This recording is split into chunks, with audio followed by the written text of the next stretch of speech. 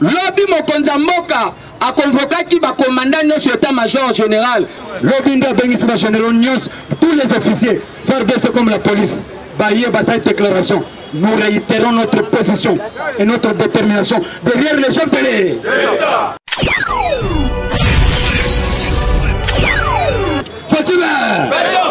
Suspense après les consultations. Il y a eu les suspens. Vrai ou faux? Parce que la Kanchach, il y a un colonel qui vient d'être arrêté. Il te passe vivant.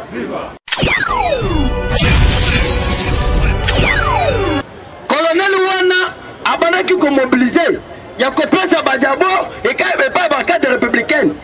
Pour te temps, Batouana va recote, va forcer le secrétaire Batouana, Basala, Makamuna Mango. Les loyaux, tribunal, il y a gagné sans à Gombe. Et où tu peux réaffirmer, président, il y a statut, il y a FDCA, Bati Lukwe. Bati Lukwe. Beta Maboko, na moment nini. Il est bête, c'est vivant. Donc on comprend que non, au moment où nous sommes tentés de parler du Toumba et comme il m'a cassé, mais Bagania Basabiso. Cela veut dire quoi? Si Fatih gagne, c'est le peuple congolais qui a gagné. Pourquoi? Parce que le peuple est plus fort que la bombe anatomique. Bon, il est ma bombe à casse. Il est bête, c'est vivant. On comprend maintenant qu'est-ce qui se passe. Lobby Mokonza Mboka a convoqué qui va commander notre état-major général, voire même il y a la police nationale congolaise. Maintenant, le sphinx de l'humanité, le tient tout ce qui est de Ipsarabiso, ceux qui politiques comme Makas, c'est à la tabassine du temps. Et maintenant, tu dois comprendre qu'est-ce qui va se passer. Parce que hier, l'armée, la police est retiré la fidélité pour un chef de l'État. Bazo douter de la manipulation politicienne l'union. Il y a que l'armée est politique. Donc c'est pourquoi? Parce que nous sommes au service de la nation. Et puis nous allons respecter notre serment autoprêté qui nous bosse à drapeau. Et maintenant, et là on dit le cas. Quand vous avez appris que notre Kabila voulait quitter le pays pour aller à l'intérieur, Kabila n'a pas la haute chamba salaki. Allez manipuler notre armée. Pourquoi? Parce que lui, il pense qu'au moment où nous sommes tentés de parler, il y a encore des généraux pro-Kabila.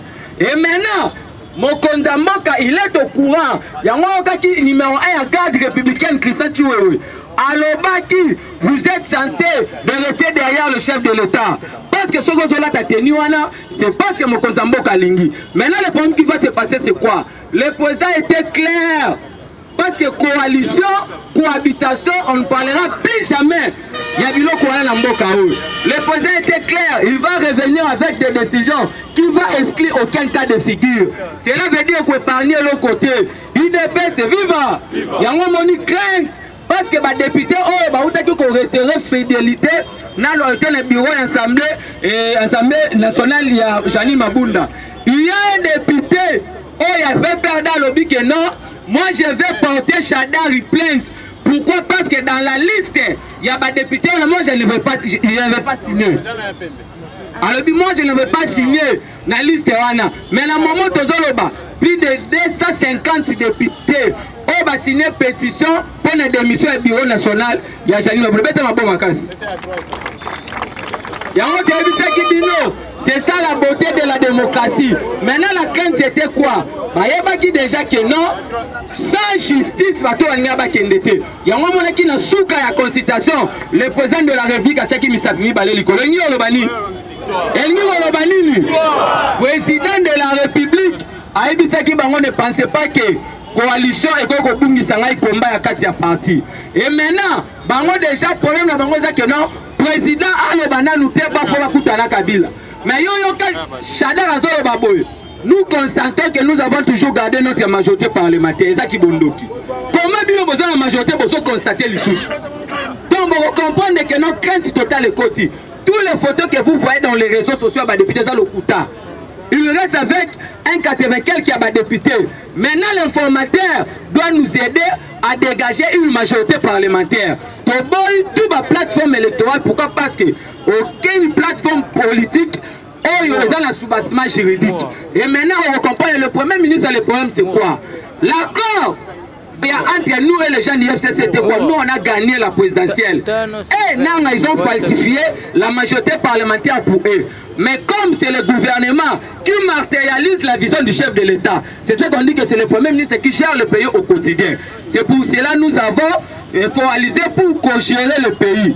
Maintenant le problème c'est quoi? Le premier ministre a été nommé sur base d'un accord au format qui gouvernement. Mais les fameux gouvernements, ils ont déjà démissionnaire. Automatiquement, le premier ministre doit démissionner. S'il fait le refus de démission, le président doit saisir la Cour constitutionnelle. UDPS, viva! Yango qui crainte. Parce que Kabila commence à demander qu'on puisse renégocier l'accord. Lobby pour la Kabila. Yango ko comprendre bête le Fatima Bomakasi. Fati a déboulonné le système Kabili verbalement sans avoir de armes. Yango ko comprendre bango baso comprendre parce que y a une centaine de bateaux déjà tourné. Mais nous sommes au courant. Il y a mort ya Lola qui sang le sénateur. Parce que toute tentative de coup d'état, pendant la crise anti-FCC, ce sont les gens du FCC. C'est ça le régime Kabili. Mais on a vu dans ces pays, on a tué des gens. Parce que la liberté d'expression à l'époque de Kabila, c'était la mort de Rossi. C'était la mort d'Ama Tungulu. C'était la mort de Thérèse Kapangala. Mais aujourd'hui, pour voir la beauté de la démocratie, il y a une personne qui a offensé le chef de l'État. Il l'a interpellé avec un procès et puis condamné en vif. Avec la bombe à casse. UDPS, c'est vivant! Yango Yoki, président de la République, Namomoto Zoloba. Le président est au courant de Makambo Nyonso. Kabila Kobimate, parce que Kabila Ndé Azawana, je vous dis la vérité. Le problème était quoi? C'était d'abord de dégager la majorité parlementaire. Parce que dans les statuts portant l'ancien président, et le baki que pour que Kabila soit arrêté sur le plan national, il faut que le Sénat et l'Assemblée se réunissent en congrès. Et maintenant, quand on va dégager une nouvelle majorité, et puis avant les députés de la nation, Kabila sera arrêté. IDP, c'est vivant! IDP, c'est vivant! Yamamoni, Fati, c'est un politicien, le cowboy et le renard. Kabila, c'est mon partenaire. Il a fait 18 ans. Alors que Fati a été clair, moi, je ne vais pas fouiner le passé. Ce qui me concerne, c'est le restant du peuple congolais. Il y a 4 institutions. Ce n'est pas l'institution présidente de la République qui va vous arrêter. Il y a l'institution cours et tribunaux parce que nous sommes dans la séparation du pouvoir. Mais vous allez comprendre, comme Kabila avait présidentialisé toutes les institutions du pays. Parce que dans le moment où, ce qui se passe actuellement, si c'était un régime na bango, tu as fait grâce, Némi Oubewa, ils sont au courant et le c'est pour cela que vous avez vu tous les réunions nocturnes devant l'homme public. C'est que Barnabé avait dit, mais comme le pouvoir de Fati, c'est un pouvoir divin. Nous sommes bongisi la bouteille de Bimana point. Yamamoni Barnabé Tekika, c'est un bon macas. IDP, c'est vivant! Vivant! Yamamoni Barnabé Moa Tekika. Maintenant, le problème est que la nini. Parce que la coalition est sous tout Jean-Marc Alobaki, il n'y aura ni la coalition ni la cohabitation dans ces pays. La politique de la chaîne de vie ne paye pas, il faut avoir des nerfs solides. Et on comprend que la moment de Zoloba, et là, parce que tant que la coalition est si là, et c'est si li, Moutounia se correspond à l'acte là. Parce que la responsabilité pénale est individuelle. La coalition, ce n'est pas un refuge où se cache le criminel, les antivalents. J'ai dit et je vous remercie, c'est votre procureur général.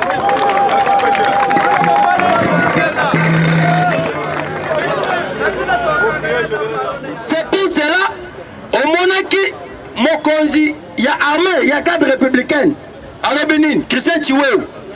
Alors nazo senga na ba militaire nyonso ya cadre républicaine bazala sima ya Fatibe ezala kipamba te parce que na kati ya Kanchach il y a un colonel qui vient d'être arrêté. Il te passe vivant.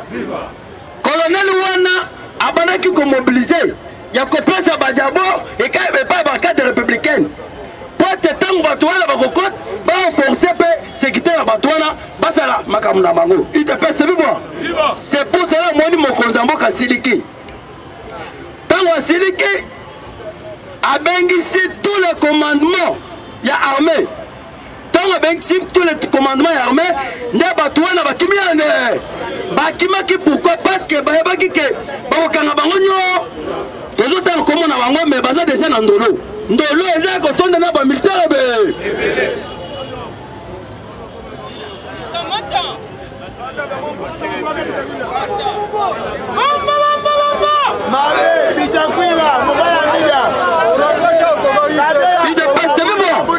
Parce que pouvoir vivre. Dans un général Liboso, général Birori, général Amibale, général Banganda, général Kinsebo, général Nyarukabo, colonel Rorimere, colonel Wilson, colonel Mouniere, UDPS vivant, Banza Batu Oyo Babanaki Kotavana Joseph Ka, Balinga Kibaki ma précisément na Malukuna Beach. Tango Balinga Kibaki mande Moni Fati Abengi, Aka Mutumoko Ali Malisuzo, Nde Moni Fati Asiliki, Bakangi Bango Bazan Kandolo. Est la paix générale, colonel, il y a 4 républicaines, il y a RTNC, Nando. Mon consamment Kassiliki Makas. C'est pour cela, au Moni Abensi, commandement non surtout. Abensi Bazone, il y a défense. Abensi Bazone, il y a force terrestre. Zone, il y a force aérienne, il y a l'icolo. Il y a pas c'est vivant. Dans Abensi Bango, Abensi Kaka peuple ko. Ba généraux ya Congo, ba congolais, makambo ya Rwanda izala quitté. Première réunion, ministre intérieur azala quitté. Mais deuxième réunion, Gilbert Kankonde azala ki naka. Il te pense vivant. Tango bakoti mon konzambo ka pona kaka ba généraux congolais. Tango bakoti basali presque 4 heures du temps, il y a combien de morceaux? Basolani na 70 généraux, il y a phare d'essai. Basolani na 64 généraux, il y a la peau. Tout de paix, c'est vivant. Tout le monde est pas général, quand il y a un cas. Mon concernant Kasoli na bango. Tant que Kasoli na bango, le bino. Bolonga na makamwa etali po soki bomoni militaire doit faire la politique bokanga yane. C'est pour cela mon konzambo ka bisu bango bona nakata makambo ya Facebook bona nakapeta makambo ya réseaux sociaux parce que ça makambo réseau ya kotia batu mususu badawa lukuta. C'est pour cela basona mon konzambo ba ya ko assurer le chef de l'état tango batelemi bango balaki ke député na biso ba militaire député sima mundu teza bote eza biso na to sima mu parce que Kabila contrôle ba député zo ba biso nous autorité morale mais ba sima mundu ke mais bango ne ba sima mundu nde moni baza sima fachi beton ba lobby biso au toza kaka pona protection ya chef toza au pona protection ya peuple ko.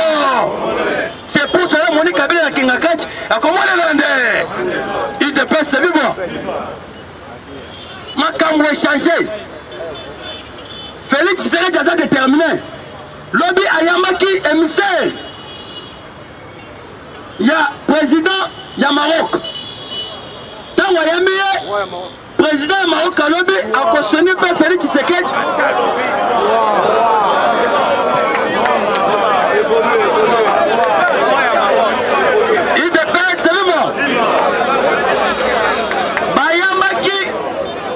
Émissaire, il y a roi, il y a Maroc. Donnez-moi le bon magasin.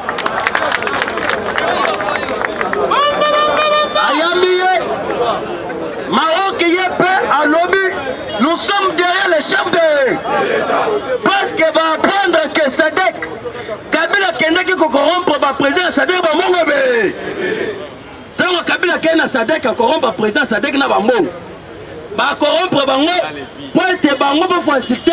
bako sa makambi ya dialogue au dede Kabila pesa déjà bango ba memo pour être gouvernement oyo bakabola 50 tant Fatia komi kuna réunion silité Fatia siligende Fatia lobby pas question yanga inazonga na table na Joseph Ka. C'est pour cela au moni bango bakomo tinda batu na bango na ba média bakomo pesa ba message ouais c'est-à-dire que bon qu'on pèse à mon conjoint pour continuer l'Union africaine. Mais qu'est-ce dit l'accord de la SADC? Accord de la SADC avec le Bénin. Ce qui président Azal, il fallait y avoir Azal dans la vie, mais Félix Tshisekedi Azal premier vice c'est voté. Automatiquement ce qui président a quoi il y a le moins. Directement de ce qu'on remplace il te pèse vivre. C'est pour cela que le FCC Bazan n'a qu'à là.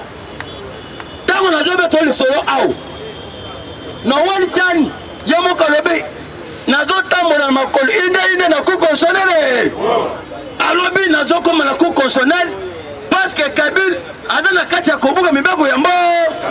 Comment se fait-il un individu Kabila il doit mériter avoir des cartes de corps à cause de la terre na 2500 cartes de corps. Kabila jamais cause à maman belé beauté. Il fallait Kabila va le toucher 15 000 $ par mois. Il te pèse de vivre. Il fallait avoir le cause à 10 $ par mois. Attends 10. Il te pèse de vivre. C'est pour cela Bazoling n'a pas monté la cabine. Mais pour votre information, mon conseiller Gombe Mobimba, elles ont militarisé, non pas militaire, elles ont la carte républicaine, elles ont la chicane. Batoni Kouna na Katiago. Ce qui te commis 22h, 21h, 20h. Voyez, Kouna exaté. C'est pour cela que moi, mon conseiller est déterminé. Pour ce moment, na Katia Est, Makamou ya Bitumba Abo. Parce que Moukolo ya lobby, Bakangi, trentaine, rebelle, Ouga.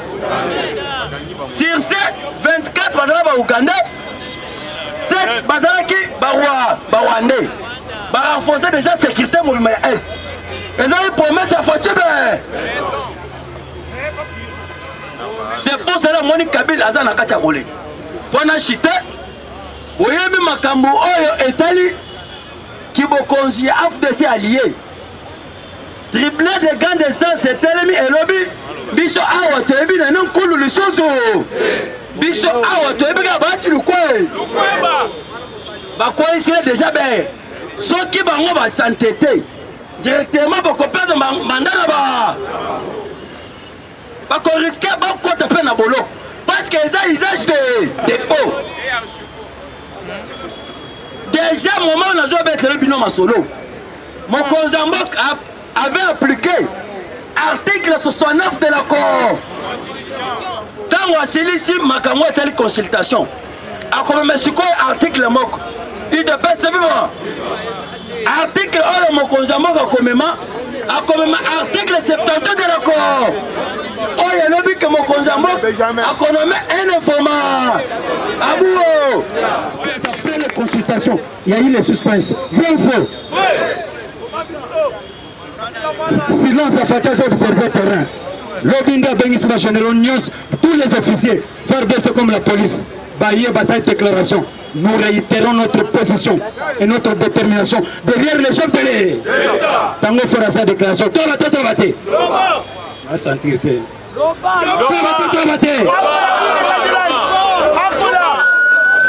UDP, c'est viva. Okoyo Kamoto combattant. Fatime Tabor Tole. Jamais. Jali Maboul déjà. Okoyo Kamoto. Plus de 250 députés de signer déjà pétition. Okoyo Ka déclaration chef de l'État devant les ambassadeurs. Permettez ça à vous. Fatime. Merci beaucoup. Nous ne sommes pas Tamasco la minute. DGI Gombe à reconnaître FDCA la seule autorité morale statutaire. Il y a FDCA reste battre quelque part que ça un dossier battre pour pressentir informateur. Dans quelques jours, qu'est-ce qui va se passer? Le président de la République est clair. Avec les députés, il y a des regroupements. Ceux qui vont passer la majorité, nous nommé informateur. Dès que le chef nomme un informateur, tous les mandats des députés tombent caduques. Des places qu'on va comprendre, on est là perdre le mandat, ceux qui ont nommé informateur, on perdre le mandat, vous mettez plus que majorité. Majorité, Jean-Jacques Antezanil. Fatima, bâtez mon conseil, ma beaucoup. Nini s'appelle Sakingai, Yokaya. Et l'autre Nini s'appelle Sakingai, tu connais pas la nation pour la chef de l'État. Jean-Marc Kabonda Kabonda a fait ce discours. Chef de l'État a talibé ce tir lobby, n'a senti parce qu'il a mis sa caméra nyonso, a mis sa famille dans l'aïe. Et puis après, il a fait un discours, il a dit que les combattants, les combattants, à Telemi, à Tombolité, dans magique en souriant, à le bien de sévère binoté. Moi, c'est la combattant, c'est calme parce que bon, tous les bêta, ils ont pour l'intérêt à peuple corps. Fatima, bêta ma boca, mon boca. Le Cassicoyo, politique autour bêta, on a minute. Qu'est-ce que Fatima a piégé par député, on le Tolobaki que non, union sacrée. Test à Liboso, il faut pas qu'on fasse jamais bureau jamais ma bonde. Pour que tout va changer, tout va changer. Quand c'est l'union sacrée de la nation qui va diriger le Congo de demain. Vrai ou faux? Jean-Marc Kabonda, ça est très clair. Il n'y aura ni coalition, ni cohabitation. Il n'y aura ni coalition, ni cohabitation. Mais le pays sera dirigé comment?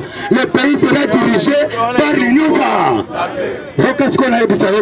Il faut qu'on ait un peu de PG Gomba. C'est-à-dire, ça montre que donc, nous sommes nommés informateurs. Le député News au santé mandat est tombé. On est au premier épisode. Deuxième épisode des années. Fatih Beton a milité à déjà la majorité parlementaire. Il y a une union sacrée. Parce que le chef de l'État a tout. Chef de l'État, chef de l'État, il s'appelle Pilessi, il va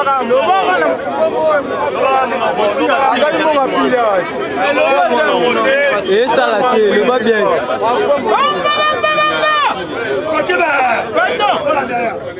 Chef de l'État,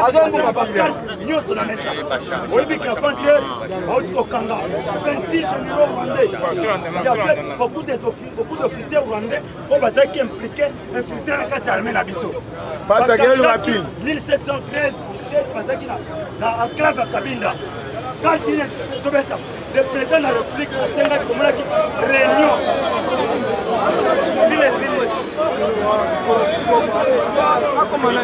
Il croit les athées. Il dépasse viva. Il dépasse viva.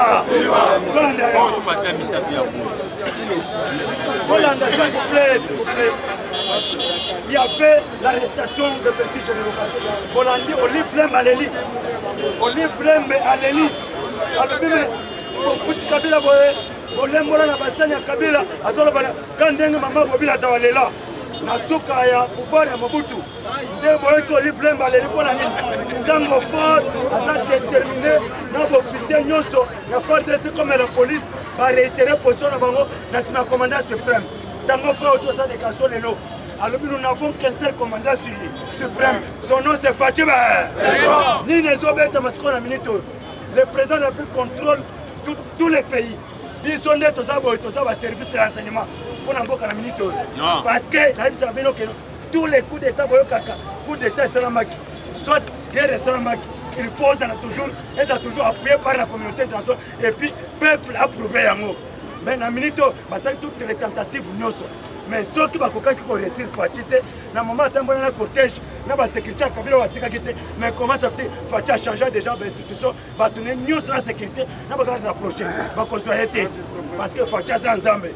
Dès au moment où Fatite va le calme, dans la minute où ils ont Fatite a bêti et l'autre à l'écolo. Dans la minute où ils ont à ce point que le gouvernement est sacré. Sauf imprévu, lobby. Le président peut se prononcer demain. Donc avant les 6, Parce que le chef va se prononcer incessamment. Incessamment, ça peut être, il peut se reprendre demain ou après-demain. Donc ce week-end, parce que là, tes exemples, parfois les trois, ils sont l'objet, j'ai dit, mais tu as évité. D'ici vendredi, président à Koloba. À Koloba, il y a une histoire à Kobek, au Koyo Kango.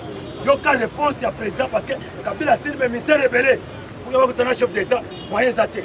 La minute, il y a eu une information après ce que le chef a sous surveillance. Alemba Kangaï. Nani, Nemi, na Ruberwa. C'est bien que vous allez interpeller. Parce que Barnabé, général Oyo, Barnabé, c'était qui a fait des retraite, Bakangé Lelo. Fatima, Bakangé Lelo. Il y avait plusieurs généraux rwandais impliqués. Il y a un président au lobby. Après, c'est un mot fort ordre. À partir d'aujourd'hui, il faut qu'on ait recensé les généraux. Parce que va trouver que dans la statistique va trouver que les généraux Mingo va se trouver que qui na FPR, force armée rwandaise, va se trouver awa. Ce que va faire que na moko. Yo comme officier awa, on comme à pôle ndenge nini. Donc les stations ils ont manqué armée. Il y a un moment le président a Kendaki Sadek réunion sommet extraordinaire parce que Moussa Faki Mamak a zo kita. Vous êtes en arrière d'année. Bazo ça la remise de reprise. Parce que dans quelques mois, dans un mois ou 2 mois, dans un mois, Fatou Beto comme président de l'Union africaine, avec beaucoup de prérogatives et pour encore renforcer sa sécurité. Il y a un moment le président a convoqué une réunion, sommet au moment où il y a Botswana. Dans la Botswana, je ne vous dis pas au revoir, mais je vous dis à bientôt. Fatou a convoqué un sommet en tant que président de l'Union africaine. Et c'est un sommet extraordinaire. C'est-à-dire quoi? Les un sommet où il y a une date prévue, va convoquer en mode d'urgence. Et là, il y a 5 brigades d'intervention militaire à Sadek sur demande de l'ONU. Il y a Est, mais on commence à dire à Kinshasa. Le président de la République, Fatou Beto, les grands diplomates, les Américains qui étaient en Angola. Alors, les Angolais, ils ont un meeting de l'armée. Mais les Américains, ils vont quitter l'aéroport. Ils vont présenter les Américains.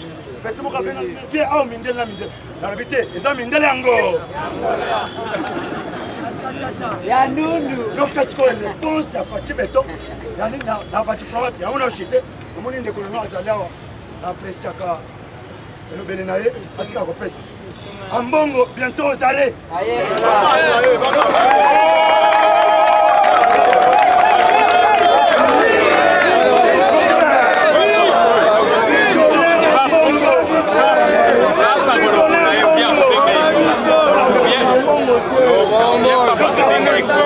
S'il vous plaît.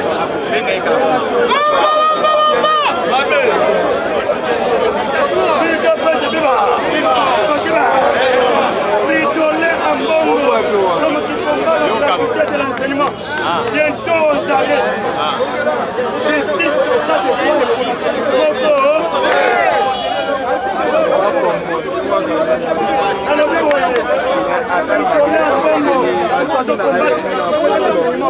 bientôt aux arrêts. On est déjà plein de lobby.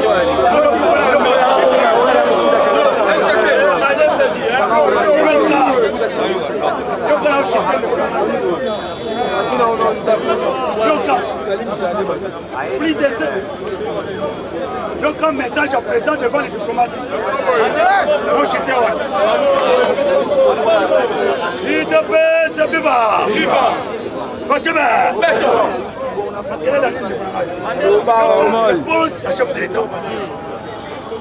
Devant les diplomates au Bayake Belé, la résidence, le palais de la nation. Donc, président Bissi Bangoboye, je ne saurais travailler.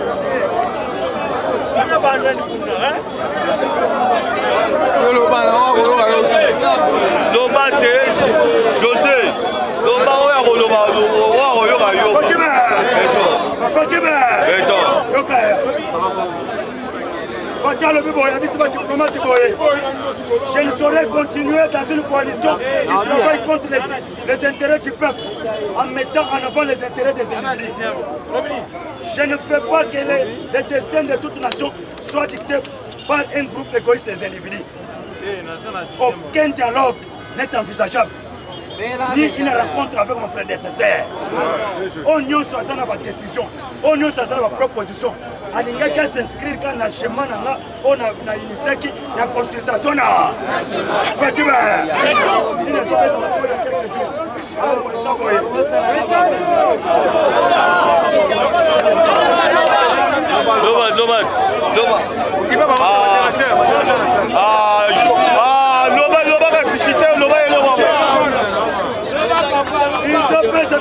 Viva! Nini sikoyo ezoli kobeta na minito karte eza boyaya yoka oyebi ke Fachi afungolaki déjà procédure d'arrestation na Casemere Kananga. Cela veut dire quoi? Fachi afungoli déjà procédure d'arrestation à Casemere. Je ne vois pas un président de la République avec plein pouvoir alala la moki alobi ke nazoboma majorité nazobanda consultation sans qu'il y ait assurance de mon convoi. C'est-à-dire, c'est ce qu'on disait que le président fait déjà travailler le terrain. On y a ce tomoni awa, c'est une formalité. Yo kande balobi que suspense à Fachi Beto, agitation totale dans la FCC. Par côté réunion, par cette déclaration le côté balobi 305. Total la salle boy vide. Non ainsi des députés. La minute on attend la zone là, débauchage. Mais tu vas là, là bas Germain Kambinga, bah comment bah tu as peur d'endenge. Donc dans tes années, le président de la République a ça qui des tests, consultation. Oh il comment consultation le moué. Sans comment consultation là. C'est quoi quand tu dis, sans quoi vous s'entêter. Monique, est-ce que vous comprenez de tout gagner? Président n'a annoncé ma décision mais président n'a annoncé ma décision au Moni. Le déploiement, ils seront partout, passer par là. Le déploiement, cela veut dire que après le déploiement, ce qu'on a mis une grande décision. Oh, il y a bouger. Oh, mon camarade! Pourquoi? Il y a un moment.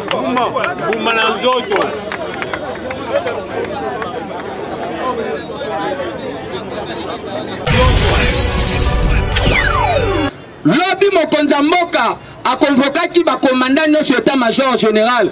Lobby Ndabengisi général Nyos, tous les officiers, faire baisser comme la police. Bayer cette déclaration. Nous réitérons notre position et notre détermination derrière les chefs de l'État.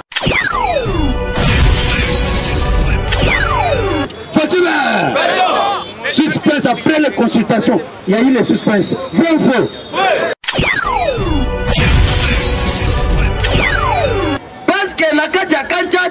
Il y a un colonel qui vient d'être arrêté. Il te passe vivant.